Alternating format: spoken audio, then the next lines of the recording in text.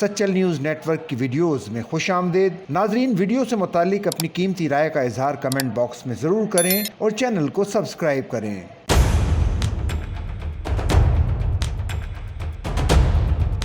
کراچی کے علاقے کورنگی کریک میں گزشتہ 4 روز سے لگی آگ کو لوگوں نے تفریح کا ذریعہ سمجھ لیا۔ بعض شہریوں کی جانب سے غیر ذمہ داری کا مظاہرہ دیکھنے میں آیا اور شہری بچوں اور خواتین کو لے کر آگ دیکھنے پہنچ گئے۔ بھڑکتی آگ دیکھنے کے لیے پہنچنے والے شہریوں نے سیلفیاں بنائیں، جبکہ موقع پر تعینات پولیس تماشا دیکھتی رہی۔ فائر بریگیڈ حکام کا کہنا ہے کہ ممکنہ خدشات کے پیش نظر فائر بریگیڈ عملہ بھی موقع پر موجود ہے۔ تیل و گیس ماہرین کا کہنا ہے کہ کورنگی کریک میں آگ گیس کے زیر زمین ذخیرے میں لگی ہوگی۔